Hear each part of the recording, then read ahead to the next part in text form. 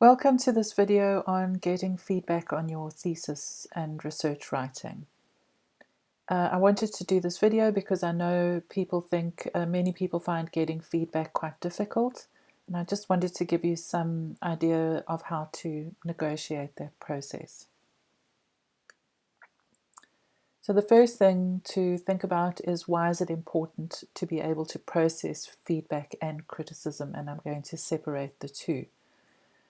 Well, it's really important because feedback helps you as a writer. It helps you to develop your writing and to achieve your writing goals. Writing is all about getting feedback, especially in academic contexts. Everything, the way we write in academic contexts involves feedback, particularly from, once you've finished an undergraduate level degree onwards. We very rarely write without getting feedback. So, if you send a paper to an academic journal, 2 reviewers or more will look at it and give you feedback, and maybe the editor will even give you feedback. Then you'll rework that paper and you'll submit it again, and you may even get even more feedback. So it's a really common part of the way we write. Very few people write something and get it published or do something with that document without getting feedback. It's just part of the process. So as a student, feedback is inevitable. But it's inevitable because it helps improve the writing. So we want feedback to create a better text. We want to improve our writing, but also because the reader role plays a reading audience and reflects on what the audience is experiencing as they read the text. So it's very helpful to have that. The purpose of feedback isn't to destroy an author's confidence or to rip the text apart, or to shame the writer. The purpose isn't that at all. Now, I know that those kinds of things do happen, and that's the reason why I wanted to show you what I'm going to show you today. So the important thing is to be able to analyze the feedback you get, to keep what you can use, and then just let the rest go.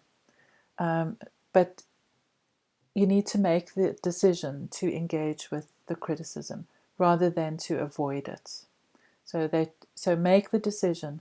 It doesn't matter how bad it is. I'm going to deal with it. I'll find a way through this, but I won't let it get to me. Okay. There are 2 common types of responses to writing: criticism and feedback. And this is the first step in analyzing the feedback that you get so that you can use it in a way that is helpful. So criticism focuses on the person and is often hurtful and often aims to wound. So something like, "You are sloppy." When the person giving feedback really meant to say the writing is sloppy, but if they say "you are sloppy," or if you interpret it as "I am sloppy in my writing," that's criticism. Feedback, on the other hand, provides you with something that you can use. So it focuses on the writer's purpose and the writer's goals, and it's supportive, and it provides a response that the writer can work with. So feedback is what you're looking for. It's helpful, it aims to improve your document, whereas criticism is not something you want to take on board. If you see critical comments in that sense that you can't use, there's nothing you can do about it, so you leave those and you work with the feedback. There are also 2 common types of feedback or criticism. One is the gut feel feedback, the other one is the criterion-based feedback. So a gut feel is where the person giving feedback writes comments like, "It's just not right," or "I don't like it," or "It's superficial," or and one that I always write is, "I love it," or "This is great." It can be, it's a response to your writing, and I guess you know what's happening, but at the same time it's not really helpful because you don't know what to do with that. Whereas criterion-based feedback is much more specific, and then you can find something to work with.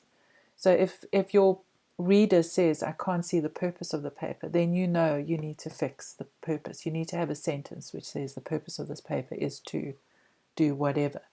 So criterion-based feedback is really helpful, and it's specific.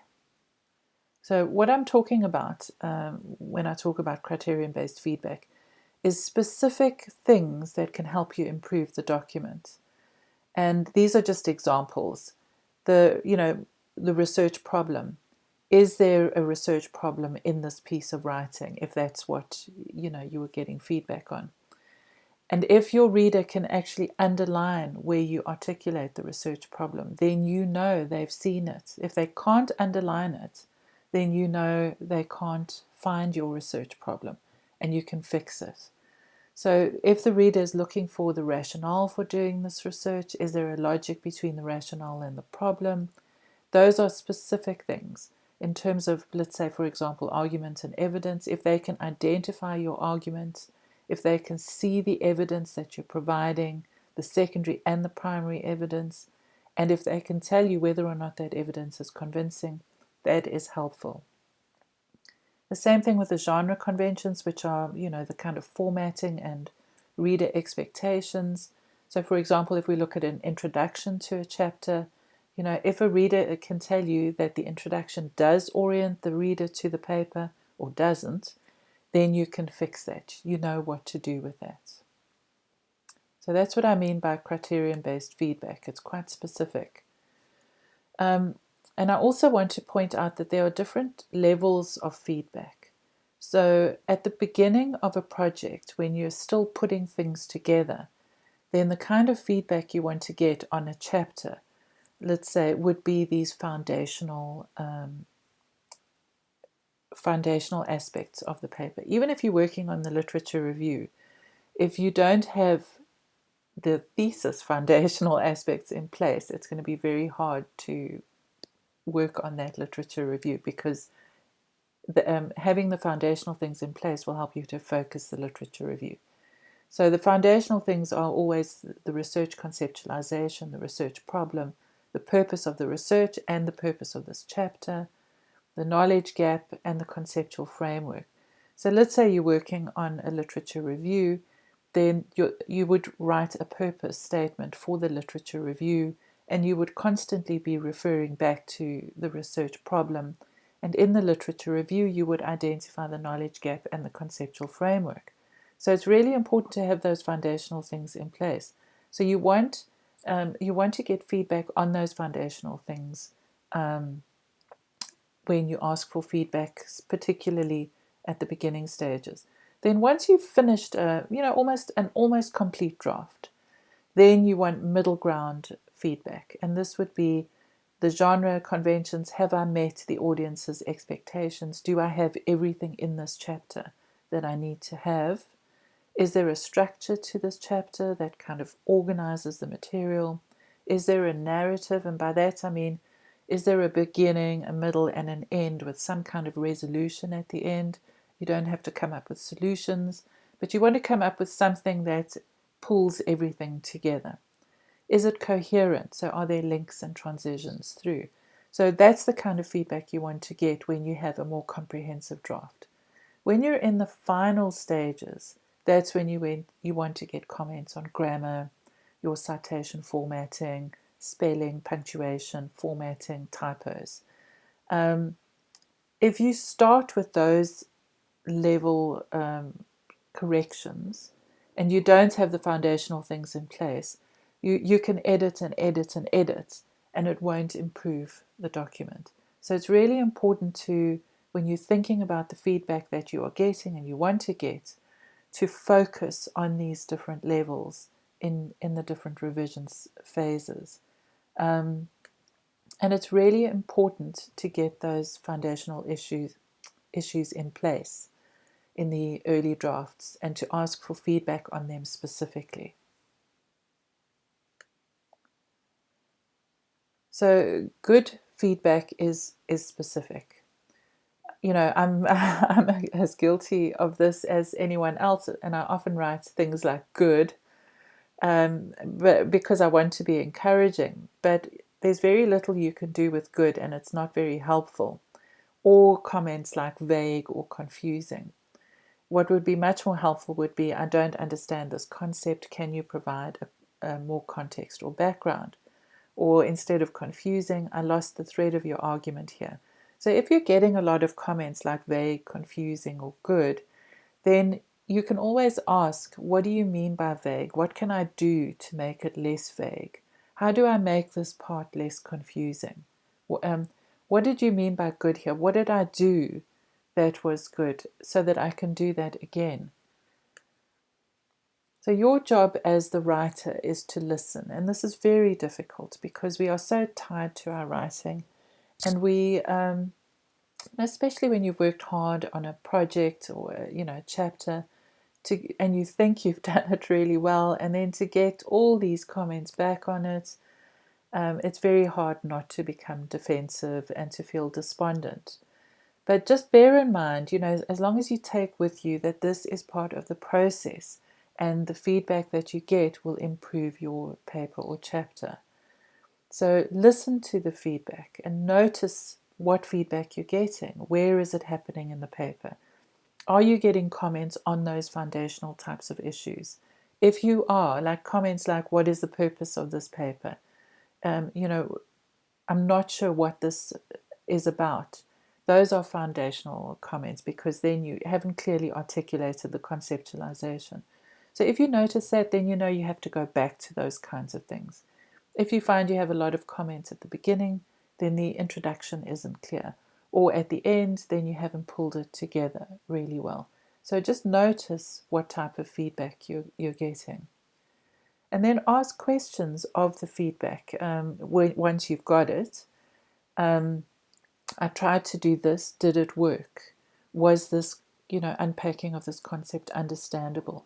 Have I got enough sources to convince a reader of my arguments?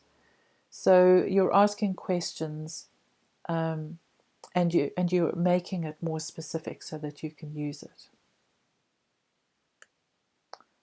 Just a couple of suggestions on getting feedback. Although I've talked about getting feedback on early drafts, I'm not talking about submitting your notes or a really unfinished piece of writing, because it's very hard to give feedback on that. What I'm talking about is you might do a first draft where you have all the foundational things in place, but obviously it's not finished. And you might even have sections where you'll say, I'm still thinking about adding in this body of literature here. But the rest of the sections are incomplete sentences and you have sources in there. It's really hard to read an academic document without the sources. And it's hard to give, constructive feedback. So try and make it as finished as possible, even though it's an early draft. You want it to look not like it's your notes. So you want it to look like it's complete, even though it's still an early draft.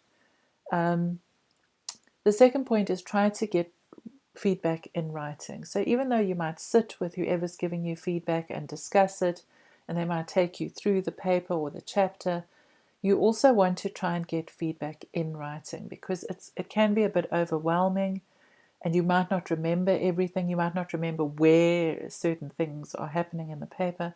And if they can actually mark it up on the paper, it would be much more useful for you. And then try to get specific feedback as well as general feedback. So general feedback is, okay, you're on the right track. This chapter is heading in the right direction. Or this chapter is really confusing. I can't see where you're going with this. That's general feedback. But you also need specific feedback. So for example, in the introduction, you don't state clearly what the purpose of the chapter is or what you're going to do in the chapter. That's specific feedback.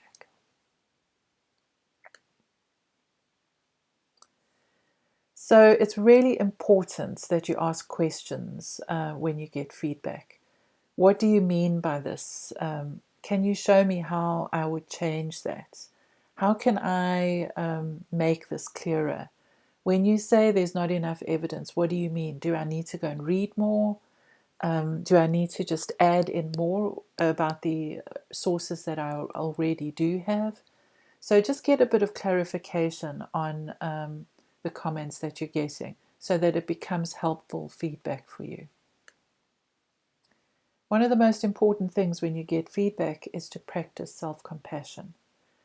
It's very hard not to, beat yourself up when you get a feedback that is quite critical, or a lot more feedback than you were expecting, and you have to revise the chapter yet again.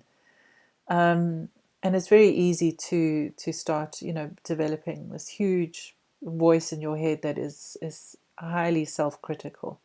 So you want to practice self-compassion, and you want to say to yourself things like, okay, I'll look at the feedback, I'll do what I can, I'll ask questions, so that you're setting up a strategy on how to work with this feedback. If there are hurtful comments, I'm not going to take that on board. I'm just going to let that go. And I'll work with what I can. I'll look at the feedback, I'll analyze it. Is it gut feel feedback? Is it specific feedback? What kind of range? Is it foundational feedback, middle range feedback?